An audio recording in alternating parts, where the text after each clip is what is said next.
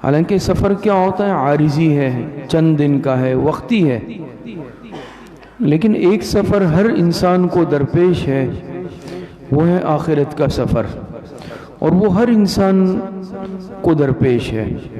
ہر انسان نے اس دنیا سے جانا ہے، اور اس سفر کا وقت بھی معلوم نہیں۔ دیکھیں، دنیا میں جو ہم سفر کرتے ہیں وہ اپنے ارادے اور اختیار سے کرتے ہیں، اس کا وقت ہم متعین کرتے ہیں، اس کی تاریخ ہم متعین کرتے ہیں، اس کے لیے جو ترتیب ہوتی ہے، پلاننگ ہوتی ہے، وہ ہم خود کرتے ہیں۔ لیکن اس دنیا سے آخرت کی طرف جو سفر ہے اس میں ہمیں کوئی اختیار نہیں، ہمارے ارادے کو اس میں کوئی دخل نہیں، بلکہ اگر ہمارے بس میں ہوتا تو شاید ہم موت کو اختیار ہی نہ کرتے، لیکن اس میں ہمارا کوئی دخل نہیں، بلکہ کس وقت وہ سفر درپیش ہو یہ بھی معلوم نہیں، کس دن آئے، کس وقت آئے، کس لمحے آئے، کسی کو معلوم نہیں۔ تو یہ موت ایسی ایک اٹل حقیقت ہے کہ اس سے دنیا کا کوئی انسان انکار نہیں کر سکتا۔ حالانکہ ایسے لوگ بھی موجود ہیں جنہوں نے خدا کی ذات کا بھی انکار کیا ہے دنیا میں، دہریہ، لیکن موت کا وہ بھی انکار نہیں کر سکتے، اور اس کا وقت بھی معلوم نہیں ہے کہ کس وقت آئے گی۔ حالانکہ سائنس نے کتنی ترقی کر لی کہ کہتے ہیں بھئی دنیا چاند پر پہنچ گئی، اور سیارے دریافت کر لیے، دنیا کے کونے کونے تک پہنچ گئے، اور کیا کیا چیزیں، ٹیکنالوجی، سائنس آج کتنا آگے پہنچ گئی ہے، لیکن آج تک کوئی مائی کا لعل ایسا پیدا نہیں ہو سکا جو یہ معلوم کر سکے کہ موت کا کیا وقت ہے اور میری موت کس وقت آئے گی۔ کوئی دریافت نہیں کر سکا، اور یہ حقیقت بھی ہے۔ تو چاند تک تو آج دنیا پہنچ گئی، سائنسدان چاند پہ قدم رکھا ہے، وہاں کے احوال معلوم کیے ہیں، تصویریں بھیجی گئی ہیں۔ اس پر ایک بات یاد آئی، جیسے مشہور ہے کہ ایک مولانا صاحب پر ایک شخص نے طنز کیا، تنقید کی، جیسے بعض لوگوں کی عادت ہوتی ہے کہ بھئی دنیا سائنس پر پہنچ گئی، دنیا چاند پر پہنچ گئی ہے، دنیا چاند پر پہنچ گئی، اور تم لوگ ابھی تک یہیں بیٹھے ہو، اپنے مسجدوں میں، مدرسوں تک محدود اور مقید ہو۔ تو بڑا خوبصورت جواب دیا اس عالم نے، کہا کہ بالکل دنیا چاند تک پہنچ گئی ہے، سائنسدان چاند تک پہنچ گئے، اور ہم چاند کے رب تک پہنچ چکے ہیں، خالق تک۔ چاند تو ایک مخلوق ہے، تو بعض ایسے ہیں جو مخلوق تک، چاند تک پہنچ گئے، اور ہم نے اپنی رب کی معرفت کو پایا ہے، ہم چاند کے خالق تک پہنچ گئے، لیکن تم نہ خالق تک پہنچ سکے نہ مخلوق تک، تم درمیان میں اسی طرح ہو، اور یہ حقیقت ہے۔ تو موت ایسی ایک اٹل حقیقت ہے کہ اس کا تو وقت بھی معلوم نہیں، لیکن جو چیز یقینی ہے، پکی ہے کہ وہ ایک دن آنی ہے، تو اس کی تیاری سے آج ہم غافل ہیں۔ اس کی آج ہم نے کیا تیاری کی ہے، یہ ایک حقیقت ہے۔ تو دنیا کی زندگی آج ہمارے لیے پیمانہ ہے اور معیار ہے۔ دیکھیں، دنیا میں بلکہ کائنات میں 3 عالم ہے۔ ایک عالم وہ ہے جو دنیا ہے، ایک عالم جنت ہے، اور ایک جہنم ہے۔ جنت ایسی جگہ ہے جہاں پر راحت ہی راحت ہے، خوشی ہی خوشی ہے، وہاں غم کا نام و نشان نہیں ہے، پریشانی نہیں، غم نہیں۔ اور اس کے مقابلے میں جہنم ایسی جگہ ہے جہاں پر غم ہی غم، عذاب ہی عذاب، پریشانی ہی پریشانی، وہاں خوشی کا کوئی تصور نہیں۔ اور جو دنیا ہے اس میں ملی جلی کیفیت ہے، اس میں انسان پر غم بھی آتے ہیں، انسان پر خوشی بھی آتی ہے، انسان راحت میں بھی ہوتا ہے، بعض مرتبہ انسان مصیبت میں بھی ہوتا ہے۔ کوئی بھی انسان دنیا میں یہ دعویٰ نہیں کر سکتا کہ مجھ پر کبھی کوئی غم نہیں آیا یا نہیں آئے گا، یا کوئی انسان یہ دعویٰ نہیں کر سکتا کہ کبھی مجھے کوئی خوشی کے لمحات مجھ پر نہیں آئے۔ اور یہ دنیا ہے ہی ایسی جگہ کہ اس میں انسان اسی ملی جلی کیفیت کے ساتھ رہتا ہے۔ اگر دنیا میں انسان کو صرف راحتیں یا خوشیاں ہی ملتی تو اس کے سب سے زیادہ مستحق تو انبیاء اکرام تھے۔ حالانکہ آپ دیکھتے ہیں، آپ پڑھتے ہیں کہ انبیاء اکرام علیہم السلام پر آزمائشیں آئی، مصیبتیں آئی، اللہ پاک کی طرف سے امتحانات آئے۔ اشد البلاء الانبیاء ثم الامثل فالامثل، سب سے زیادہ سخت آزمائش تو آتی انبیاء پر ہے، پھر جو انبیاء کے جتنا قریب ہو۔ تو اگر صرف خوشیاں ہوتی تو اس کے مستحق تو سب سے زیادہ انبیاء تھے، انبیاء کی جماعت، پھر صحابہ کی جماعت۔ تو دنیا ایسی جگہ ہے کہ اس میں ملی جلی کیفیت ہے، اس میں انسان پر راحت بھی آتی ہے، غم بھی آتی ہے، خوشی بھی آتی ہے، دونوں طرح کی کیفیتیں ہیں۔ لیکن اصل جو آنے والی زندگی ہے، جو آخرت ہے، اور جس کا سفر ہر ایک کو درپیش ہے، کامیاب انسان دنیا میں کون ہے کہ جو اپنے اس اصل زندگی کے لیے تیاری کر لے۔ حدیث مبارکہ میں آتا ہے، جناب رسول اللہ صلی اللہ علیہ وسلم نے ارشاد فرمایا، الکیس من دان نفسہ وعمل لما بعد الموت، کہ عقل مند، سمجھدار اور ہوشیار انسان وہ ہے کہ جو اپنے نفس کی حقیقت کو پہچان لے اور موت کے بعد آنے والی اصل زندگی کے لیے تیاری کر لے۔ تو موت کا تو کوئی وقت معلوم نہیں۔ آج ہم کس قدر غفلت والی زندگی گزار رہے ہیں، اور کس قدر غفلت میں آج ہم پڑے ہیں۔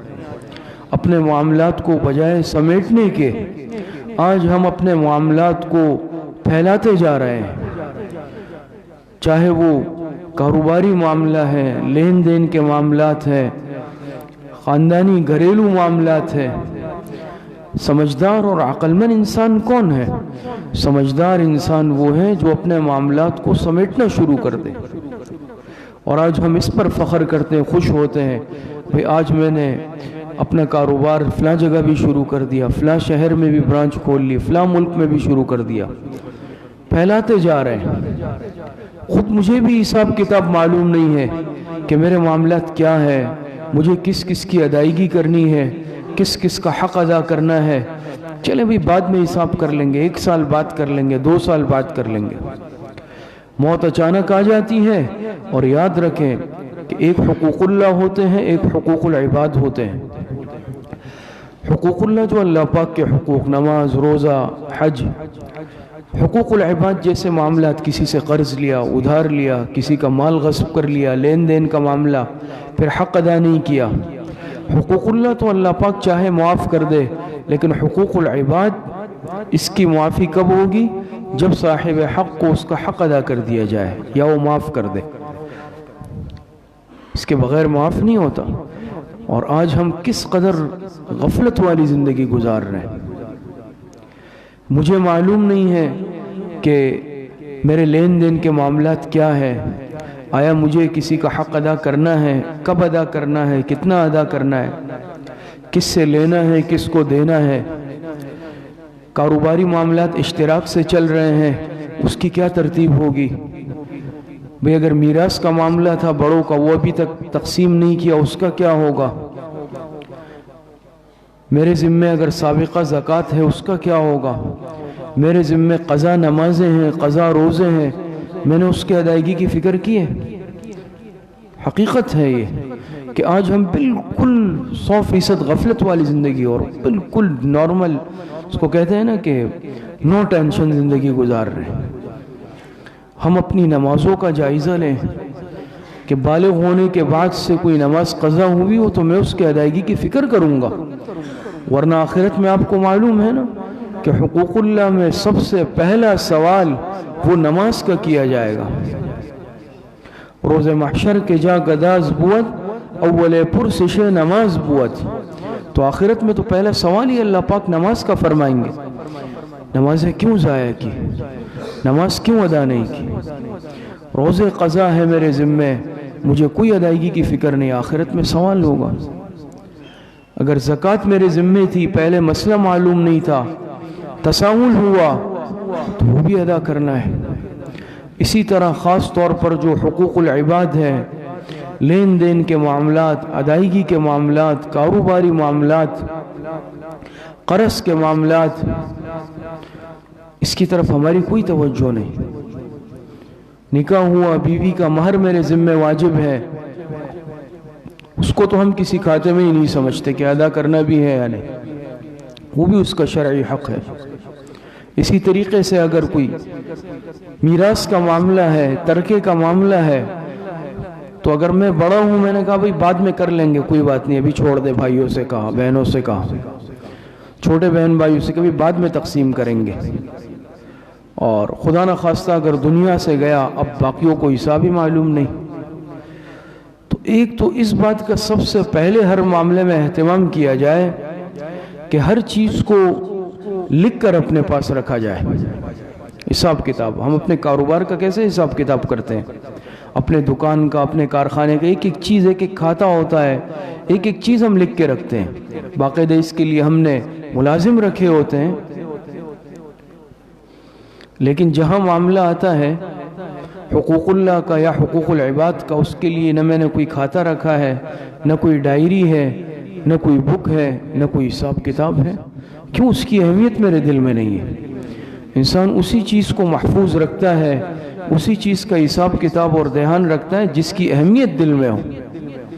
تو میں کیوں اپنا جو میرا کاروبار ہے، جہاں سے میرا منافع سرمایہ آ رہا ہے، اس کا تو میں ایک ایک پیسے کا حساب جوڑ کے رکھ رہا ہوں، اور اگر کسی دن شام کو حساب کتاب میں 1 روپے کی کمی آئے تو بس دماغ چکرا جاتا ہے، پھر کبھی بیٹے کو ڈانٹ رہے ہیں، کبھی ملازم پر نزلہ گر رہا ہے۔ لیکن نمازیں کتنی ضائع ہوئی اس 50 سالہ زندگی میں، 60 سالہ زندگی میں، 40 سالہ زندگی میں، روزے کتنے ضائع کر دیے، زکوٰۃ کب سے نہیں دے رہا، لوگوں کے حقوق ادا کرنے ہیں، معاملات، اس کا میں نے کوئی حساب کتاب نہیں رکھا، نہ لکھا ہے۔ تو ہر مسلمان کے لیے تو اس کا اہتمام ضروری ہے۔ ہمارے اکابرین، بزرگ علماء، ان کی عادت تھی کہ اول تو زیادہ حساب کتاب معاملات رکھتے ہی نہیں تھے۔ جیسے ہوتا ہے نا، آج تو ہمارے معاملات اور بکھیڑے اتنے بکھرے ہوئے ہیں کہ اس کو ہم سمیٹنا ہی شاید ہمارے لیے مشکل ہو۔ لیکن اگر انسان کے دل میں اللہ پاک کا خوف آ جائے، پھر اس کے لیے کوئی عمل مشکل نہیں رہتا۔ آج بعض ساتھی کہتے ہیں کہ میں کرنا چاہتا ہوں، سابقہ زکوٰۃ ادا کرنا چاہتا ہوں، بہن بھائیوں کے حقوق، معاملات، ادائیگیاں، نماز، روزے، زکوٰۃ، لیکن حساب پتہ نہیں ہے، اب اس کے لیے اتنا وقت چاہیے، کون حساب کتاب کرے گا؟ تو بھئی اتنا حساب کتاب تو ہم اپنے کاروبار کا، دکان کا، کارخانے کا بھی کرتے ہیں۔ اس کے لیے ہم مہینے کے آخر میں 2-2 3-3 دن کلوزنگ کے نام سے چھٹی بھی کر لیتے ہیں اور بیٹھ جاتے ہیں اس کے لیے، صبح سے رات تک۔ تو کیا اس کے لیے مشکل ہے؟ وجہ یہ ہے دل میں اہمیت نہیں ہے، خوف خدا کی کمی ہے۔ جب انسان کے دل میں اللہ پاک کا خوف آتا ہے نا، معیت خداوندی کا احساس، پھر کوئی عمل مشکل نہیں رہتا۔ حضرت عبداللہ ابن عمر رضی اللہ تعالی عنہ ایک مرتبہ جا رہے تھے ساتھیوں کے ساتھ، ایک چرواہا ملا، بکریاں چرا رہا تھا، غلام تھا، تو آزمانے کے لیے اس کو کہا کہ ہمیں کچھ دودھ پلا دو بکری کا۔ تو وہ نیک آدمی تھا، خوف خدا دل میں تھا، اس نے کہا یہ بکریاں میری نہیں ہے، میں اس کا مالک نہیں ہوں، میرا جو مالک ہے وہ، یعنی جس کا میں غلام ہوں، یہ بکریاں اس کی ہے۔ تو حضرت عبداللہ ابن عمر رضی اللہ تعالی عنہ نے آزمانے کے لیے کہا کہ بھئی ابھی وہ کہاں ہے، موجود تو نہیں ہے، تم یہاں جنگل میں بکریاں چرا رہے ہو، تم ہمیں تھوڑا سا دودھ پلا دو، اس کے پیسے لے لو، تمہارے مالک کو کیا پتہ چلے گا کہ بکری سے دودھ نکالا گیا ہے؟ تو اس نے کیسا عجیب جواب دیا، کہا کہ یا ھذا فأین اللہ، کہ فلاں پھر اللہ پاک کہاں ہے؟ یعنی میرا مالک تو نہیں دیکھ رہا، ٹھیک ہے وہ بندہ تو نہیں دیکھ رہا، لیکن اس بندے کا ایک رب ہے، وہ تو مجھے اس وقت بھی دیکھ رہا ہے۔ حضرت عبداللہ ابن عمر رضی اللہ تعالی عنہ اس جواب سے اتنا خوش ہوئے کہ جب واپس آئے تو بعد میں اس سے وہ بکریاں بھی خرید لی اور اس کو قیمت دے کر آزاد کر دیا۔ تو یہ دیکھیں ایک غلام ہے، عام آدمی ہے بیچارہ غریب، لیکن کیا ہے اس کے دل میں معیت خداوندی اور خوف خدا کا احساس ہے۔ یہ جب انسان کے دل میں آ جائے نا، آج کیوں معاشرے میں بے چینی ہے، انتشار ہے، اختلاف ہے، افتراق ہے اور ہر طرف ایک خوف ہے؟ اس لیے کہ دلوں سے خوف خدا نکل چکا ہے۔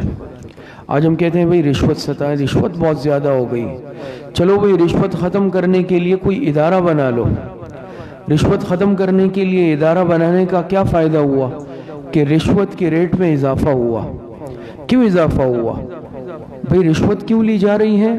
طلب دنیا، کہ دنیا کی طلب میں لگے ہوئے ہیں، خوف خدا نہیں ہے۔ اور جو ادارہ بنایا گیا رشوت روکنے کے لیے وہ بھی طالب دنیا ہے، ان کو بھی دنیا چاہیے، تو انہوں نے بھی کیا کہ انہوں نے بھی رشوت لینی شروع کر دی۔ اس پر جو ادارہ بنایا گیا انہوں نے بھی شروع کر دی۔ تو کیا ہوا کہ پہلے رشوت کا تناسب کم تھا، اب بڑھ گیا۔ تو یاد رکھیں اسی طریقے سے اگر ہم بھئی ادارہ بنائیں تاکہ حالات ٹھیک ہو جائے، ہم نے کوئی ادارہ بنا لیا، اب خدا نخواستہ اگر ان کے دل میں خوف خدا نہ ہوا تو کیا ہوگا کہ اور زیادہ بے اطمینانی اور انتشار پھیلے گا۔ تو اس سے معلوم ہوا کہ اگر ہم ہزاروں محکمے بنا لیں، لاکھوں محکمے بنا لیں رشوت کے روکنے کے لیے، قتل و غارت گری کے روکنے کے لیے، تو تب تک ممکن نہیں ہے جب تک انسان کے اپنے دل میں خوف خدا نہ ہو۔ اور یہ خوف خدا اگر ایک غلام کے دل میں آ جائے تو دیکھیں وہ کیا جواب دیتا ہے کہ یا ھذا فأین اللہ۔ آج ہمیں اس کا احساس ہے، جس وقت میں کسی سے رشوت لے رہا ہوں، جس وقت میں کسی پر ظلم کر رہا ہوں، جس وقت میں کسی کا حق مار رہا ہوں، تو کیا وجہ ہے کہ اس وقت دل میں خوف خدا نہیں، کہ ایک عدالت آخرت میں ایسی بھی لگنی ہے جس میں ایک ایک معاملے کا حساب کتاب ہوگا۔ کیوں؟ ہماری نظر میں تو صرف یہ دنیا ہے اور بس جو ہے یہی کر لو، کما لو، جتنا کما سکتے ہو کما لو۔ لیکن ہوتا کیا ہے کہ سب کچھ یہی رہ گیا اور خالی ہاتھ اس دنیا سے گیا، اور یہ کتنے خسارے کا معاملہ ہے۔ ایک روایت ہے، آپ حضرات سنتے ہیں، حدیث میں آتا ہے، آپ علیہ السلام نے صحابہ سے پوچھا بتاؤ حقیقی مفلس کون ہے؟ تو صحابہ نے اپنی ثوابدید پر جواب دیا، جو انسان سمجھتا ہے کہ جس کے پاس روپے پیسے نہ ہو، سونا چاندی نہ ہو، غریب ہو۔ حضور علیہ السلام نے فرمایا حقیقی مفلس وہ ہے کہ قیامت کے دن ایک شخص اللہ پاک کے سامنے پیش کیا جائے گا، اس کے نامہ اعمال میں بہت نیکیاں ہوں گی، کثرت سے نفلی روزے، کثرت سے نوافل، کثرت سے ذکر اذکار تسبیحات، کثرت سے صدقہ خیرات، لیکن دوسری طرف اس نے لوگوں کی حق تلفیہ کی ہوں گی، حقوق العباد میں حق تلفیہ کی ہوں گی، کسی کا حق مارا ہوگا، کسی پر ظلم کیا ہوگا، کسی کو اس کا حق نہیں دیا ہوگا، کسی کی غیبت کی ہوگی، کسی پر بہتان لگایا ہوگا۔ عبادات اور ثواب تو بہت ہے، نیکیاں تو بہت ہے، لیکن دوسری طرف یہ معاملہ بھی ہے۔ تو اب ہوگا کیا کہ جو حقدار ہے وہ اللہ پاک کے پاس آئیں گے، اللہ کوئی کہے گا اللہ اس نے مجھ سے دنیا میں پیسہ لیا واپس نہیں کیا، اے اللہ کاروباری معاملہ تھا اس نے میرا حق مارا تھا اس میں، اے اللہ لین دین کا معاملہ تھا اس نے اس میں مجھ پر زیادتی کی، کوئی آگے اللہ اس نے میری غیبت کی دنیا میں، اللہ پاک اس کی نیکی فرشتوں سے کہیں گے اس کی نیکی اٹھا کر اس کو دے دو، اس کی نیکی اٹھا کر اس کو دے دو، تو اس کی نیکیاں اٹھا کر ان حقداروں کو دی جائیں گی، یہاں تک کہ حدیث مبارکہ میں آتا ہے اس کی نیکیوں کا پلڑا خالی ہو جائے گا، لیکن حقدار اب بھی باقی ہوں گے جن کے حقوق اس نے دنیا میں مارے تھے، حق تلفیہ کی تھی۔ تو اب کیا ہوگا؟ آپ کو معلوم ہے آخرت میں تو روپے پیسے کا لین دین کا معاملہ نہیں ہوگا کہ بھئی اس کے بدلے میں اس کے اکاؤنٹ سے پیسے لے کے اس کے اکاؤنٹ میں ڈال دو، اس سے پیسے لے کے اس کو دے دو۔ اللہ پاک فرشتوں سے فرمائیں گے اب جو حقدار آئے اس کا گناہ اٹھا کر اس کے نامہ اعمال میں بدلے میں ڈالو تاکہ اس کا حق ادا ہو۔ اب حقدار آئیں گے تو ان کے گناہ اٹھا کر اس کے نامہ اعمال میں ڈالے جائیں گے، یہاں تک کہ اس کا نامہ اعمال گناہوں سے بھر جائے گا، حضور علیہ السلام نے فرمایا حقیقی مفلس یہ ہے کہ آیا اللہ پاک کے سامنے پیش ہوا اس حال میں کہ اس کا نامہ اعمال نیکیوں سے بھرا ہوا تھا، لیکن جہنم میں بھیجا گیا اس حال میں کہ اس کا نامہ اعمال گناہوں سے بھرا ہوا ہے۔ آج ہم دیکھ لیں کہ ہم کس رخ پہ جا رہے ہیں، آج ہم کس ترتیب پہ زندگی گزار رہے ہیں، آج ہماری زندگی اتنی مطمئن کیوں ہے؟ ہم اپنے اعمال کا محاسبہ کرتے ہیں، دن بھر میں نے کتنا جھوٹ بولا، آج کسی سے جھوٹ تو نہیں بولا۔ روزانہ رات کو محاسبہ، اس میں روزانہ رات کو ہم حساب کتاب تو ضرور کرتے ہیں، اپنا حساب کتاب ہم رکھتے ہیں، اور جب بستر پر لیٹتے ہیں تو ذہن کے اندر تصور میں پورے دن کے اپنے حساب کتاب کا جائزہ لیتے ہیں، اتنا منافع اتنا نقصان، منافع ہوتا ہے تو خوش ہو جاتے ہیں، کوئی نقصان ہوا ہوتا ہے تو افسردہ ہو جاتے ہیں۔ لیکن ہم نے اپنا آخرت کا حساب کتاب یا محاسبہ کیا، اور اپنے دن بھر کے اعمال کا محاسبہ کبھی کیا ہے؟ رات کو آڈٹ کیا ہے اس کا کہ میں نے آج دن کیسے گزارا؟ پانچوں نمازوں میں کوئی نماز تو ضائع نہیں کی، آج میری تلاوت کا معمول تو نہیں چھوٹا، ذکر اذکار تسبیحات کی کیا کیفیت رہی؟ آج مارکیٹ میں نے جھوٹ بولا ہے؟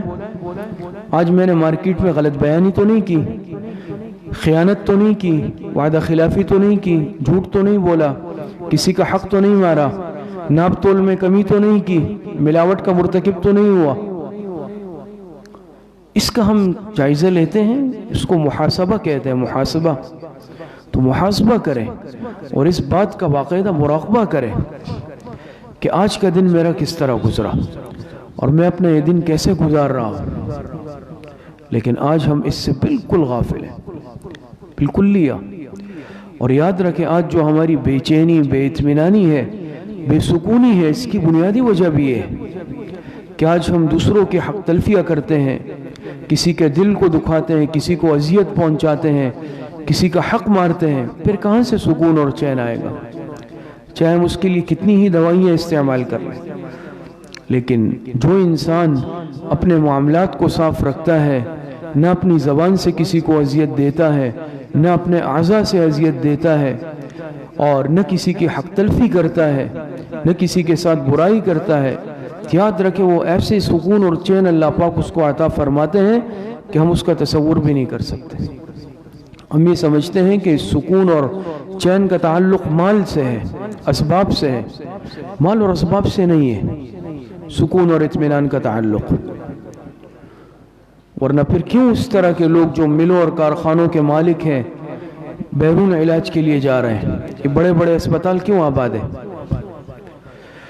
اور اس کے مقابلے میں ایک عام مزدور آدمی ہے، دن بھر محنت کی اور اپنی عبادت بھی کی، اپنے رب کو بھی راضی کیا، رات کو آ کے سکون سے سو گیا، صبح اٹھ کر پھر اپنے حلال روزی کی اس میں نکل گیا۔ تو مقصد یہ ہے دیکھیں، اصل چیز یعنی مال کا ہونا برا نہیں ہے یا مال کا نہ ہونا اچھا، یہ معاملہ نہیں ہے۔ اصل چیز ہے کہ انسان ہر ایک کا حق ادا کرے۔ اگر کوئی مالدار ہے، اللہ پاک نے مال دیا، لیکن وہ حقوق اللہ بھی ادا کر رہا ہے، حقوق العباد بھی ادا کر رہا ہے، کامیاب ہے۔ اور کسی کے پاس مال نہیں ہے، غریب ہے، لیکن وہ بھی حقوق اللہ اور حقوق العباد کی ادائیگی کی فکر کرتا ہے، وہ بھی کامیاب ہے۔ تو آج اصل مصیبت اور کمزوری ہماری زندگی میں یہ ہے کہ ہم نے اپنے رب سے بھی معاملات خراب کیے ہیں، بندوں سے بھی معاملات خراب ہیں، اللہ پاک کو بھی راضی نہیں رکھا۔ اور یاد رکھیں جو اپنے رب کو ناراض کرتا ہے، اللہ پاک اپنے بندوں کے دلوں میں اس کے لیے نفرت پیدا کر دیتے ہیں۔ ہم بڑی کوشش کریں کسی کو راضی کرنے کی، تعلق قائم کرنے کی، لیکن کیوں نہیں ہوتا؟ کیوں ہم نے بھئی وہ اللہ پاک تو ہم سب کا رب ہے، جس بندے کو ہم راضی کرنے میں لگے ہوئے ہیں وہ بھی تو اس رب کا بندہ ہے، اللہ پاک نہیں راضی کرتے اس کو۔ تو یاد رکھیں اگر اللہ پاک کو راضی کر لیا، رب راضی ہو گیا، سب راضی ہو جائیں گے، رب ناراض تو سب ناراض۔ اللہ پاک مجھے اور آپ سب کو صحیح عمل کی توفیق عطا فرمائے۔ وآخر دعوانا الحمد للہ رب العالمین۔ الحمد للہ رب العالمین والعاقبۃ للمتقین۔ والصلاة والسلام على خير خلقه محمد وآله وأصحابه أجمعين. ربنا آتنا في الدنيا حسنة وفي الآخرة حسنة وقنا عذاب النار. ربنا ظلمنا أنفسنا وإن لم تغفر لنا وترحمنا لنكونن من الخاسرين. اے اللہ ہمارے صغیرہ کبیرہ ظاہراً باطناً ہر طرح کے گناہوں کو معاف فرما دے. اے اللہ جتنی لغزشی کوتاہیوں ہوئے گناہ کیے ہیں اللہ توبہ تائب ہوتے ہیں، اللہ ہماری توبہ کو قبول فرما لے. اے اللہ حقوق اللہ اور حقوق العباد کی ادائیگی کا اہتمام فرما دے، آخرت کی تیاری کی توفیق عطا فرما دے، غفلت والی زندگی سے اللہ نجات دلا دے. جتنے بیمار ہیں گھروں میں ہیں، اسپتالوں میں ہیں، جسمانی بیمار ہیں، روحانی بیمار ہیں، اے اللہ سب کو صحت کاملہ عاجلہ عطا فرما دے. یہ مہلک وبائی مرض دوبارہ سے پھیل رہا ہے، اللہ ہم سب کی حفاظت فرما دے.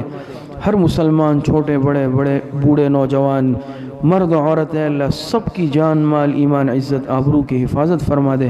اے اللہ اس وبائی مرض سے ہماری حفاظت فرما دے. ہماری مساجد مدارس خانقاہوں کو دعوت و تبلیغ کی محنت کو اے اللہ ہمارے حلال رزق کاروبار تجارت کو ہر چیز کو اے اللہ بحال فرما. اے اللہ رزق حلال عطا فرما، اپنی نافرمانی والی زندگی سے ہماری حفاظت فرما. جتنے اموات المؤمنین دنیا سے جا چکے ہیں اللہ سب کی مغفرت فرما. ہمارے حضرت والد صاحب رحمۃ اللہ علیہ کے ہم سبق ساتھی شیخ الحدیث حضرت مولانا محمد زرین صاحب کا گزشتہ دنوں انتقال ہوا. دعا فرمائے اللہ پاک حضرت کی مغفرت فرمائے، اللہ پاک حضرت کے پسماندگان کو صبر جمیل عطا فرمائے.